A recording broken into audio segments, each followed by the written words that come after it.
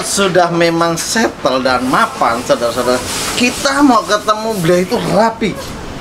Tapi yang didatangi ownernya cukup santai. Itulah sebenarnya yang the real boss.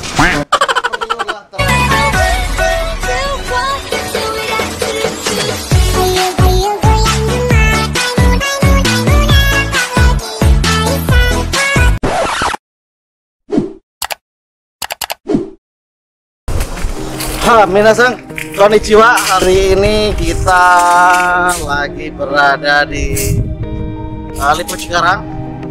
Kita hari ini hadir di salah satu workshopnya alumni yang cukup senior, yaitu Mr. Sidik Mbah Bejo, atau nama kerennya, nama frekuensinya Mbah Bejo. Masuk, kita gerebek workshopnya dan kantornya Mbah Bejo atau Om Sidik. Yuk.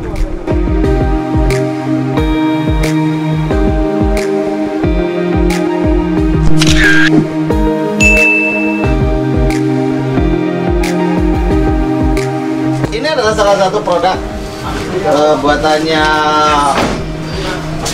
Mbah Bejo ini, Om Sidik. Yaitu apa ini produknya? ya sebenarnya kita banyak ya, intinya di fabrikasi, terutama kita mainnya di knockdown ya, knockdown racking sama knockdown table.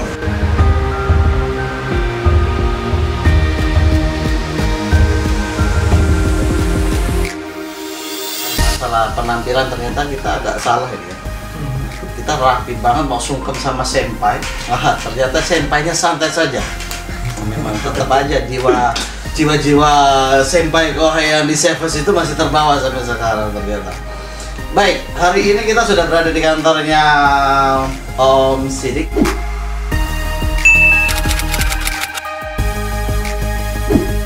Sidik, mungkin Om Sidik itu, kita tahu angkatan berapa sih? Sebenarnya sih kita angkatan 26 ya, angkatan 26. Terus Taikisa ya, 26 Taikisa lagi. di 27. Ternyata di 27. Tapi Taikisanya bukan karena suruh mijet kayak Santoso itu, bukan kan? Katanya Taikisa disayang sensei Iya, ya. biasanya disayang sensei karena terlalu ganteng atau gimana Taikisanya ceritanya? Taikisa karena memang ada ya kurang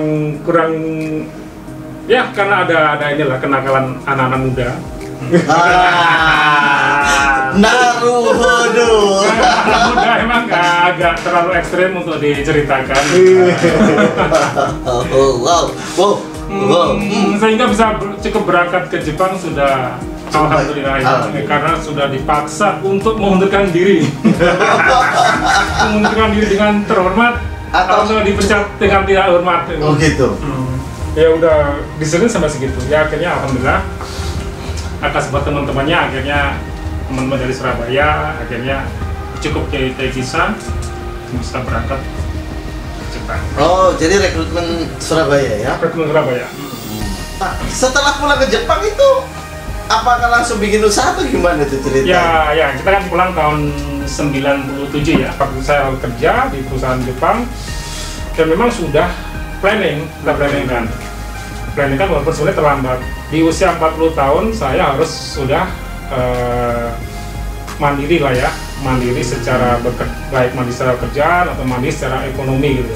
Jadi lebih banyak masalah belajar bagaimana, yaitu dulu memang sudah diniatin kan ya, beli begitu perusahaan beli barang itu barangnya belinya di mana, harganya berapa, dijual berapa. Ya di situ saya udah familiar sebenarnya pada saat mulai kerja itu. Kita tahu sendiri kan ya, kalau kita kumpul-kumpul gitu kebanyakan ya yang justru angkatan muda-muda yang lebih kelihatan sukses baik secara karir kerjaan, secara finansial gitu. Nah, minasan, berarti sebuah keberuntungan hari ini kita bisa diskusi dengan angkatan yang lama yang relatif ya kita bisa bilang sukses. Kalau nggak sukses, nanti ada sesi berikutnya kita akan mengunjungi senpai-senpai yang agak belangsak sedikit, nanti kita akan tengok juga ya. Jadi jangan yang sukses saja, bahwasanya ada yang alumni yang kerjanya mungkin pulang lagi ke ngojek ataupun ngarit lagi ya seperti zaman sebelum berangkat. Nah, tapi sebelum jauh kita diskusi Om Sidik ya. di Jepangnya dulu kerjanya di mana, ngapain sih? Pak, waktu dikerja di Jepang kita sebenarnya kerjanya di daerah Kobe ya.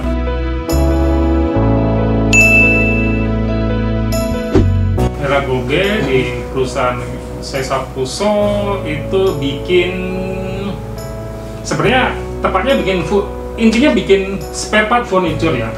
Intinya bikin furniture, saudara, tukang kayu kalau bahasanya kasarnya di sini. Ngomong tukang kayu kok susah sekali, kenapa? Ada hal yang menarik. Spare part-nya ya. Spare part-nya. Apa ya? Kita hampir nggak ada terkait dengan kayu ya, tapi lebih pada jadi kayak covernya kulkas gitu kan ya. Oh. Cover kulkas, cover gitu kan. Aksesori lah ya. Nama perusahaannya apa Pak Sidi? Atau sudah lupa, jangan karena saking lamanya jadi lupa, jangan ini. Enggak ya, kalau itu kayak hampir semua teman-teman nggak ada yang lupa untuk nama perusahaan Jepang ya. Fujimoto Seisakuso ya. Fujimoto Seisakuso di Kobe. Ya, tapi emang kalau kita lihat di Google belum mulai ke sana, udah di Google. Udah sebagian perusahaannya rata. Berarti masih berapa tahun itu dia itu magang itu, berarti masih program awal itu masih 2 tahun ya? Ya, dia 2 tahun. Pada saat saya pulang itu udah mulai ada peralihan untuk menjadi 3 tahun. 97 itu mulai peralihan ketika 97 ada beberapa tahun. Jadi memang ada beberapa penawaran sih ya, ada beberapa penawaran memang yang mau extend bisa nambah 1 tahun atau memang untuk pulang. Ya padahal kalau kita bisa seperti yang Kohei ini gaji di Jepang itu cuma 2 hari dapat. Saya tuh pertanyaan yang sedikit agak menggelitik buat para alumni nih ya, yang di Jepang selama 2 tahun itu, kesan mendalam apa yang Anda rasakan di Jepang yang paling berkesan, yang Anda tidak pernah akan lupakan seumur hidup Anda? Putus cinta. Patah hati. Artinya selama waktu di Jepang itu ditinggalin pacar yang di Indonesia atau putus sama pacar yang di Jepang? Putus sama di Jepang gitu kan. Wow. Keren. Artinya dia pasti punya pacar orang Jepang berarti selama di sana ya? Paling enggak saya menganggap itu pacar saya. Begitu ke Jepang, itu kenapa begitu mudah bergaul dengan perempuan gitu ya? Sedangkan teman-teman tuh nggak heran. Susah, kita tuh kenal semua cewek Jepang itu susah gitu kan. Tapi kenapa pasti itu gampang? Gampang gitu kan. Ya main ke misalnya ke Osaka-jo, ke Imeji-cho, sangat mudah kenalan, tukeran dulu zaman dulu masih adanya Poketo Beruto. Kalau di Indonesia pager. Nah, pager ya, karena HP masih jarang. Masih zaman pager ya, memang kelihatan angkatan tua banget ya kalau masih zaman pager itu. Suruh dimintain ngambilin foto. Oh gitu. Ngambilin foto Pura-pura tuh foto aja. Foto kan, setelah ambilin foto, boleh nggak foto bareng? Ya Bali. Sebenarnya di Indonesia nggak punya pacar, di sana dimasukinnya keluar ya ternyata. Nah itu salah satu trik dari senpai ya. Setelah gitu baru tanya kan, punya pacar nggak punya, usah, orang cantik ini pasti punya cowok. Semakin senang aja dia. Kalau di Indonesia sendiri selama memulai atau berkarir di Indonesia, ada nggak kesan yang paling mendalam yang sakit hati, umpamanya harusnya saya menaik menjadi seorang manajer tidak jadi manajer, atau di dalam bisnis ada nggak yang sesuatu yang berkesan atau yang mendalam? Penipuan, nah itulah yang umum lah ya di dunia bisnis di dunia bisnis, karena emang enggak persaingannya sangat luar biasa, berdarah-darah gitu kan. Tidak seperti hal-hal yang mengecewakan, yang mendalam. Satu lah, di bisnis itu jangan mudah tergiur untuk mendapatkan hal-hal yang cepat, hal-hal yang instan lah ya, istilahnya itu aja sih. Tuh ya, agak digarisbawahi teman-teman. Jangan pernah berpikir mendapatkan penghasilan besar dalam waktu yang instan. Apabila ada tawaran yang menyatakan ada yang instan dan untungnya menggiurkan, kemungkinan besar ujungnya akan sangat mengecewakan dan menderita. Korbannya adalah saya. Itu kan kerugian terbesar mungkin ya kurang lebih 450 juta lah gitu ya. Pada tahun Pada tahun 2017. 2017 450 juta. Wow. Itu sudah dapat Pajero 2 pada tahun itu kayaknya ya.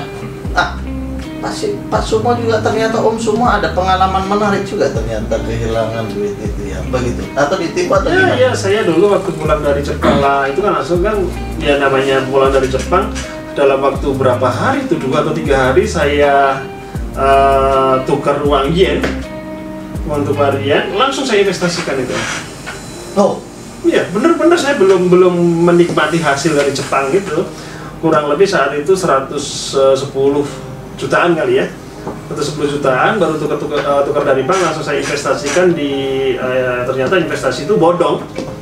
Ya, kalau teman-teman yang di Solo pasti tahun 2004 waktu saya pulang itu yang investasi jahe itu jadi ada pengusaha jahe itu dokter, terus dia kerjasama sama lawyernya juga, semua sebenarnya lengkap gitu, tapi ternyata fiktif juga walaupun ada tanda tangan di depan notaris ya, notarisnya bilang saya juga kena tipu. Udah notaris bebas, saya juga kena tipu gitu kan. Buat rekan-rekan yang masih di dunia kerja juga ya, makanya itu jalankan aja gitu. Sebenarnya kalau sebenarnya kita memang serius di dunia kerja, itu challenge gitu kan. Setuju. Saya juga dulu gitu, Om Halim, Om Sidik ya.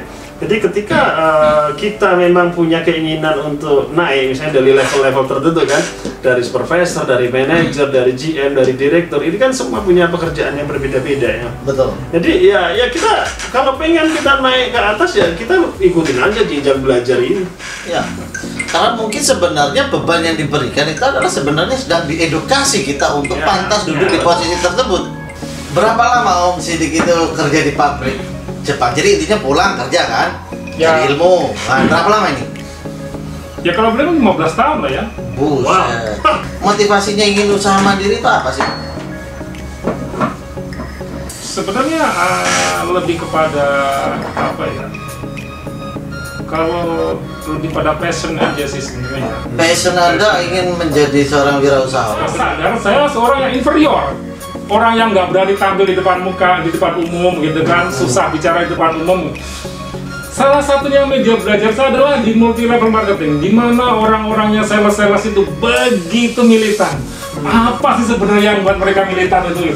Cuma itu aja, nggak apa-apa. Saya rugi bayar starter pack 700.000, di mana ya kita harus pikir ya, di mana uang yang kita keluarkan itu jangan sampai mengganggu kebutuhan dapur gitu aja. Jadi kerugian yang masih bisa kita tolerir gitu kan. Nggak apa, kita untuk belajar ikut multi level marketing, Investasi lah ya. ya bayar 750.000 beberapa kali pertemuan, kira-kira udah dapetin ilmunya, ya udah nggak usah ikut lagi gitu. Memang saya nggak berharap sukses dari situ gitu. Cuma saya mencari ilmu di situ bagaimana menjadi seorang yang begitu militan banget gitu kan, begitu militan banget. Oke, tapi Pak Sidik ini adalah salah satu motivator secara sosmed ya. Ya itu emang Ini kata-katanya Mbak Bejo itu, kenapa disebut Mbak Bejo? Memang petuahnya itu sebenarnya dalam dan perlu intuisi sendiri untuk kadang-kadang mencernanya.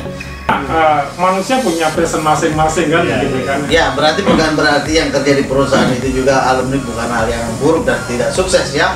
Di perusahaan pun adalah karir yang bagus itu. Ya memang harusnya begitu gitu kan. Semua kan harus balan kan. Nggak mungkin alumni Jepang jadi pengusaha semua 100% gitu kan. Itu udah sukses. Kita nggak merepotkan orang lain. Nah itu definisi sukses versi Mbak Bejo. Ya, sangat sederhana banget. Sangat sederhana. Anda nggak usah ngerepotin orang lain. Ya, kayak saya hari ini ngerepotin dia ini kayaknya ya. Sehingga saya lirikannya kok beda banget dengan saya. Begitu bilang sukses itu nggak ganggu orang lain. Kok gimana gitu rasanya kita datang hari ini ujung-ujung kita ganggu. Ya, nggak mengecilkan. Walaupun secara materi banyak yang lebih sukses secara materi kan. Bener. Tapi secara personal branding mereka berdua sangat luar biasa. Kalau ngomongin alumni sukses itu yang kita datang bukan apa-apa, kita hanya ecek-ecek itu ya banyak yang sudah punya di kawasan Jeep, Hyundai maupun di Bandung di mana yang karyawannya banyak ribuan ada. Tapi Tapi belum tentu mereka mau mempunyai waktu dan kesempatan untuk berbagi cerita. Kalau kayak saya, sukses itu ketika kita punya sesuatu yang ada di diri kita bisa bermanfaat untuk orang lain, itulah kita sukses. Kalau menurut saya begitu. Ya. Oke, mungkin sebelum kita closing Mbak Sidik, ada sesuatu ya pesan singkat lah buat yang masih magang kah, atau buat yang sedang berkarir di perusahaan, atau buat yang sedang akan startup bisnis. Nah, monggo. Ya sebenarnya idealnya sih ya, secara ideal seperti Pak Suli bilang tadi, idealnya kita pulang dari Jepang itu adalah mulai berbisnis, gitu kan. Tapi usahakan harus tetap dengan ilmu. Ya, kalau enggak ya sesuaikan dengan passion Anda. Passion Anda adalah seorang pekerja, bekerjalah berkarya di perusahaan. Passion Anda seorang pengusaha, jadilah pengusaha. Passion Anda adalah seorang petani, jadilah petani. Jadi enggak terlalu itu dulu aja yang Anda bisa jalan. Pada saat berjalan 1 tahun, 2 tahun, besarnya 10 tahun, Anda mau berkembang seperti apa, paling enggak pengalaman di Indonesia sudah lumayan ada ya. Jadi kurang lebih itu tadi ngobrol-ngobrol singkat, kita udah banyak waktunya Saco ini di sini, Saco Sidik. Jadi teman-teman, apabila ada yang pengen tahu lebih banyak tentang dunia publikasi ataupun seperti yang profilnya Pak Sidik tadi, ada Evori, ada Impra, ada apa, silahkan komen aja. Hubungin di bawah ini ya, nomor telepon di bawah ini. Komen nanti akan dijawab sama Pak Sidik. Nanti kalau enggak, saya bantu colek-colek ya. Ada giveaway bagi yang subscribe. Ada giveaway dari Pak Sidik buat 4 orang yang akan Komen di channel ini ya, di video ini. komen di channel video ini, komen pertama, kedua, ketiga, keempat, atau ada kriterianya Pak Sidik? Nah, ada kriterianya lah, ada kriterianya. Kalau Oke. bentar itu pertama kalau ini. Oh, Mungkin nanti. paling enggak yang pertama 1. Oke. Giveaway pulsa 50.000 ya. Ya, pertama 50.000, yang kedua? Ntar ada 3. Ada 3 kriteria yang mungkin saya pilih lah ya. Oke, nanti akan dipilih. Silakan ada komentar yang positif, yang membangun, yang bagus. Nanti akan ada giveaway pulsa 300.000 buat yang 3 orang berikutnya. Tentunya dipilih. Terima kasih sudah menonton S Channel. Jangan lupa like, subscribe, dan share S Channel. Mantap.